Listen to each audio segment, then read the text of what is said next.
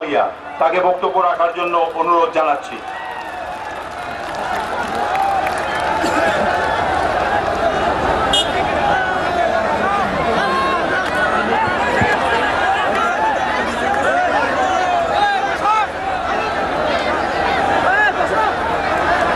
দিনহাটার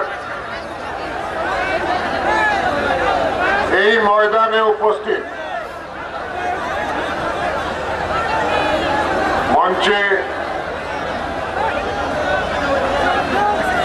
ভারতের স্বরাষ্ট্রমন্ত্রী আদরণীয় রাজনাথ সিংজি, আমাদের প্রদেশের রাজ্যের সভাপতি মাননীয় দিলীপ ঘোষজি, আমাদের পশ্চিমবঙ্গের প্রভারী আর রাষ্ট্রীয় সচিব সিদ্ধার্থনাথ সিংজি, আর আমার খুব কাছে অতি পেয়ারা লোক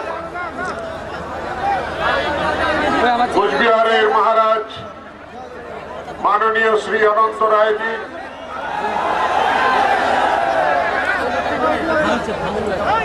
মঞ্চে উপস্থিত এলাকার পদাধিকারীগণ,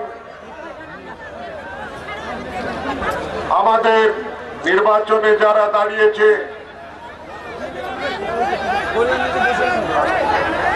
সচিন্দ্রনাথ অধিকারী আমাদের প্রতিনিধি ভারতীয় জনতা পার্টির দিনহাটা থেকে দাঁড়িয়েছেন পদ্মফুলে, আর এখানে উপস্থিত আমার বয়োজ্যেষ্ঠ গুরুজন, মা বোনেরা আর আমার সংগ্রামী সাথীগণ, এই দুপুর রৌদ্রে আপনারা এসেছেন, আর এসে আপনাদের 5 বছরের যে আপনাদের পূর্বপুরুষদের দেওয়া অধিকারটা তার পালন করার জন্য প্রস্তুতি নেওয়ার জন্য এসেছেন। পূর্বপুরুষরা সংবিধান বানাবার সময় আমাদেরকে এই অধিকারটা দিয়েছিলেন যে প্রত্যেক মানুষ ভারতীয় নাগরিক নিজের প্রতিনিধি নির্বাচন করার অধিকারটা পাবে, আর সেই যদি জনসেবক যদি সেবা না করে তাকে পাল্টিয়ে দেওয়ারও অধিকার তার থাকবে। আর সেই 5 বছরের পালা এবার এসেছে। গতবার যখন দেখেছিলেন এখানকার ফরওয়ার্ড ব্লকের এমএলএ, তার বিরুদ্ধে তৃণমূল আর কংগ্রেস জোট বেঁধে লড়েছিল, এখন আবার সেই ফরওয়ার্ড ব্লক আর বামফ্রন্টের সঙ্গে জোট বেঁধে কংগ্রেস তৃণমূলকে পরাস্ত করার চেষ্টা করছে। কিন্তু আমার বিশ্বাস তখন 34 বছরে তারা ভ্রষ্টাচার করেছিল বলে তাদেরকে পদচ্যুত হতে হয়েছিল, এখন গত 5 বছর এরাও অনাচার, ব্যভিচার, দুরাচার, ভ্রষ্টাচার করেছে, এদেরকেও পদচ্যুত হতে হবে। তার জন্যই প্রস্তুতি। আমাদের এই এলাকার বহু লোক যারা যখন দেশ বিভাজন হলো তো ওপার বাংলা থেকে এসেছিল, তারা শরণাপন্ন হয়েছিল এই এলাকায়। তার মধ্যে কিছু লোক তার বিনিময়ে নিজের ঘর বাড়ি করতে পেরেছে, অনেকে করতে পারেনি। যখন বাংলাদেশ হলো 71 সালে, তখন প্রচুর মাত্রায় অত্যাচার অনাচারের কারণে নিজের ধর্ম রক্ষা করার জন্য অনেক লোক শরণাপন্ন হয়েছিল এখানে। তখনও তারা সবাই বিচার পায়নি, শরণার্থীও হতে পারল না, নাগরিকও হতে পারল না। আর পরবর্তীকালে বঙ্গবন্ধু যখন হত্যা হয়ে গেল, তারপর অনেক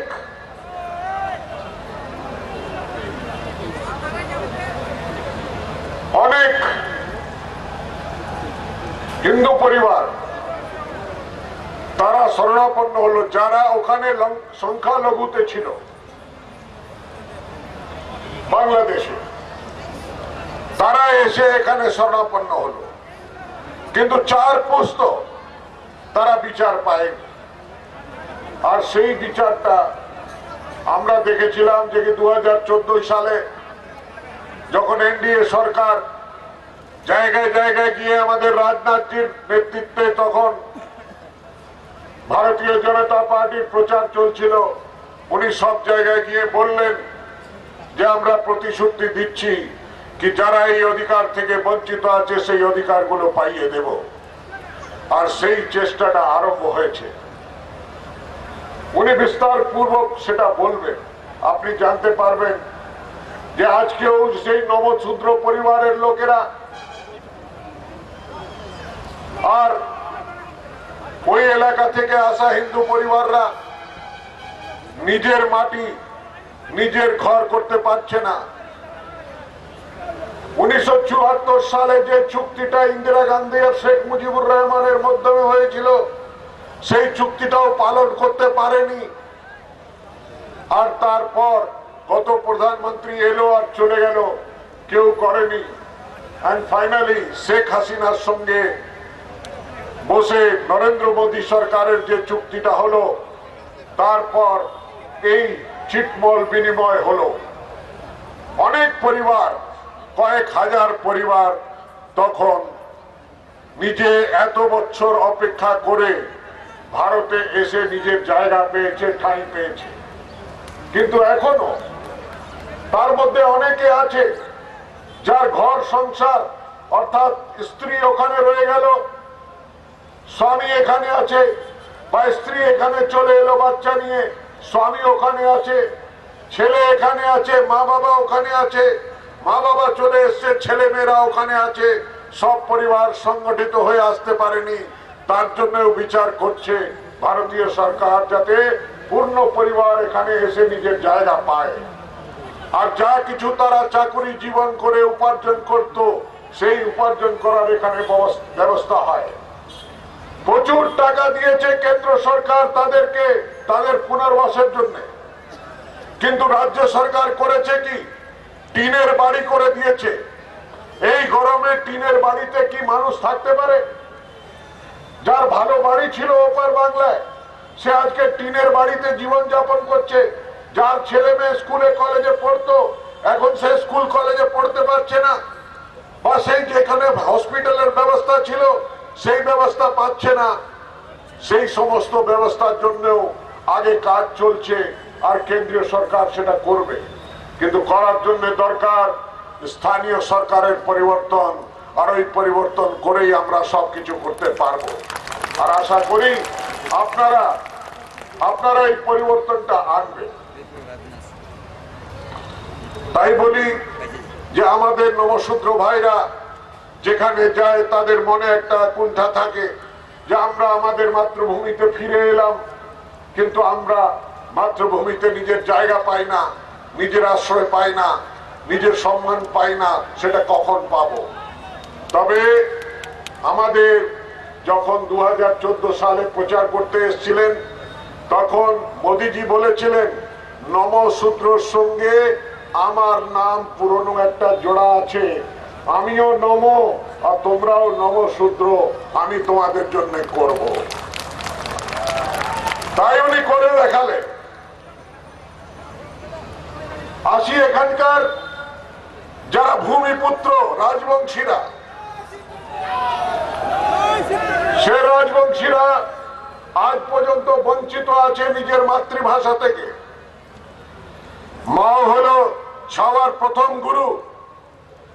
শিশুকালত যেই সময় যেই ভাষাত রাজবংশী মাও ছাওয়াক কহে, এই হইল তোর বাপ দাদু দাদি, সেই ভাষায় হইল মাতৃভাষা।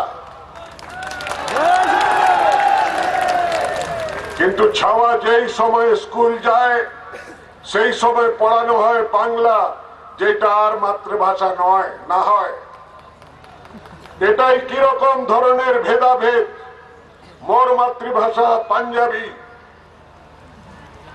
মোর মাতৃভাষা হইল পাঞ্জাবি, তা সত্ত্বেও মুই তোমার সাথে তোমার মাতৃভাষা কান্তাপুরী রাজবংশী ভাষা কথা কহবা চাহাচু,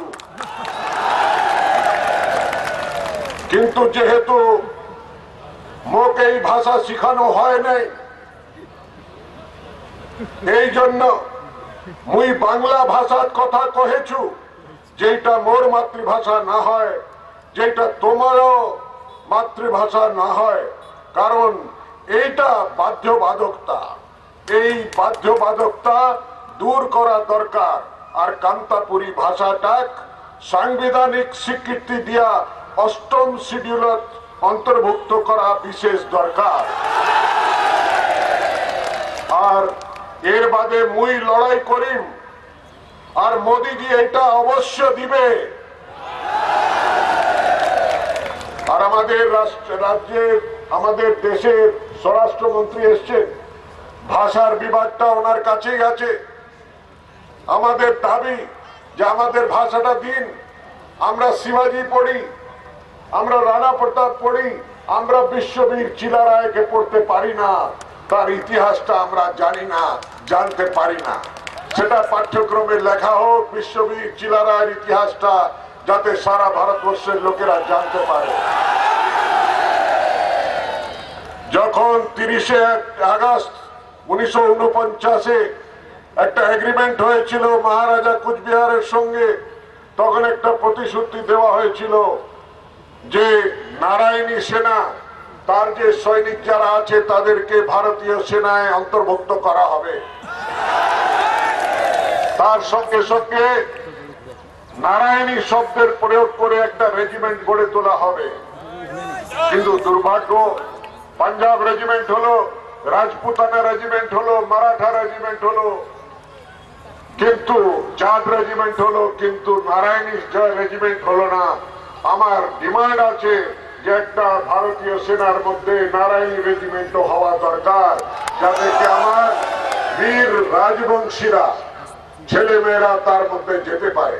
তারা প্যারামিলিটারিতে আছে, তারা সিআরপিএফ এ আছে, তারা বিএসএফ এ আছে, তারা এসএসবি তে আছে, কিন্তু তাদের পরিচয়টা নেই।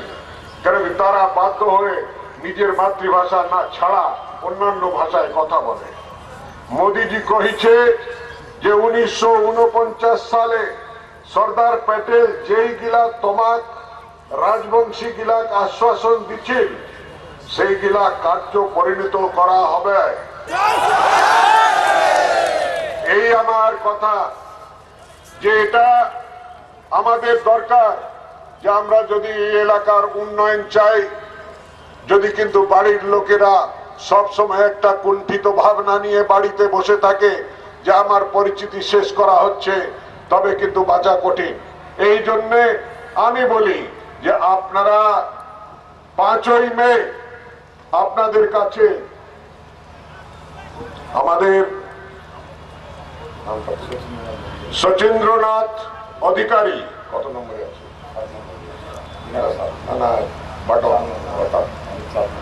উপর থেকে ইভিএম মেশিনে 4 নম্বর দেখবেন, 1 2 3 4, উপর থেকে গুনবেন, 4 নম্বরে দেখবেন পদ্ম ফুল, সচিন্দ্রনাথ অধিকারী, আর তার ছবি আছে।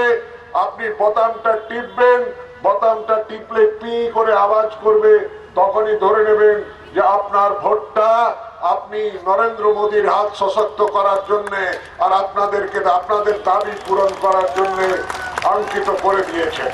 এই বলে আপনি বিজেপিকে জয়যুক্ত করুন।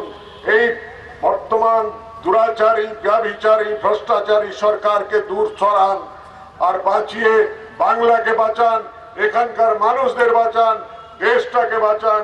এই বলে আমি আপনাকে 2টা স্লোগান বলবো, একটু জোর করে 2 মুঠো বেঁধে একটু হাত তুলে কথা উত্তর দেবেন। 1 বলবো আর নাই দরকার, আপনি বলবেন তৃণমূল সরকার। আরেকবার বলবো আর নাই দরকার, আপনি বলবেন বামফ্রন্টের অত্যাচার। তখন আমি বলবো বাংলার দরকার, আপনি বলবেন বিজেপি সরকার। আমি বলছি আর নাই দরকার। এই আওয়াজটা তো এই রাস্তা পর্যন্ত যায় নাই, কলকাতা কি করে যাবে? এটা 2 মুঠো বাঁধো। আর নাই দরকার, আর নাই দরকার। নাই দরকার বামফ্রন্টের অত্যাচার, আর নাই দরকার, আর নাই দরকার বাংলার দরকার, বাংলার দরকার। ভারত মাতা কি। আরে ভাই একটু জোরে, বাংলাদেশ বর্ডারটা কাছেই আছে, একটু শোনাও। भारत माता की जय हिंद, वंदे मातरम।